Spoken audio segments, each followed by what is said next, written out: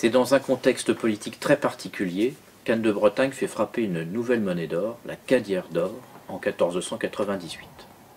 7 ans auparavant, en 1491, elle avait dû épouser le roi de France Charles VIII. Celui-ci, pour bien marquer son autorité et son contrôle sur le duché, va prendre un certain nombre d'édits et notamment imposer la fonte, la destruction, la suppression de toutes les anciennes monnaies des ducs de Bretagne, notamment les monnaies d'or produites par le père d'Anne de Bretagne, François II.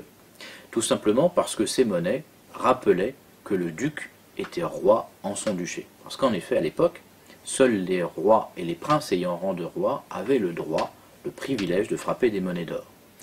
En plus, sur ces monnaies, François se fait représenter en armes avec son blason, avec ses armoiries, des mouchetures d'hermine.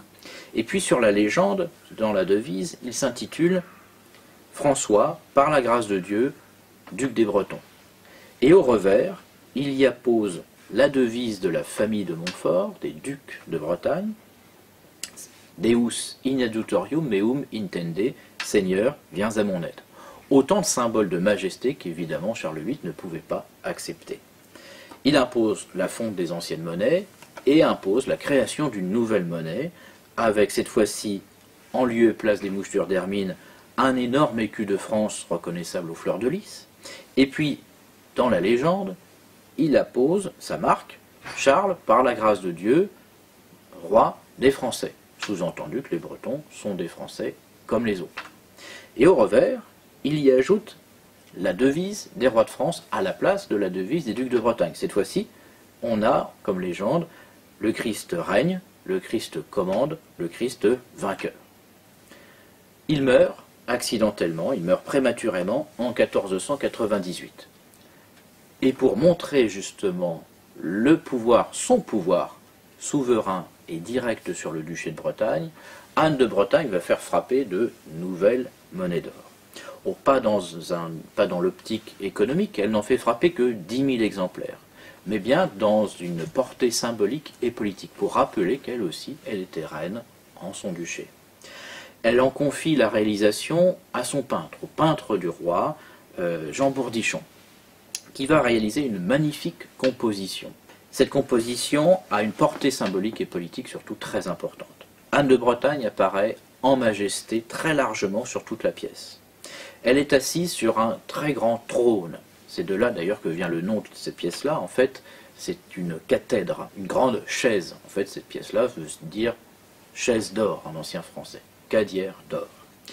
Anne de Bretagne porte tous les symboles de son pouvoir souverain. Tout d'abord, un large manteau royal avec fleurs de lys et mouchetures d'hermine.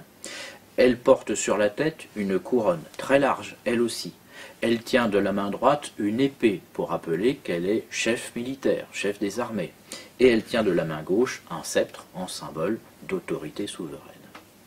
Et dans la titulature, dans la légende, elle s'intitule justement Anne, par la grâce de Dieu, reine des Français et duchesse des Bretons.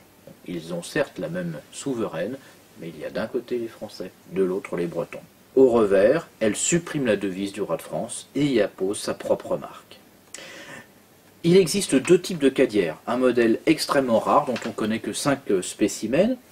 Celui-ci se reconnaît à la présence d'un sol. C'est très particulier, c'est la seule monnaie à avoir un sol comme cela. C'est tout simplement la marque du peintre. Le peintre, par habitude, a mis évidemment un sol sous le personnage qu'il représente. L'autre type, qui celui-ci est un peu plus courant, on en connaît une quinzaine de spécimens, se reconnaît à la présence d'une date sous Anne de Bretagne. 1498.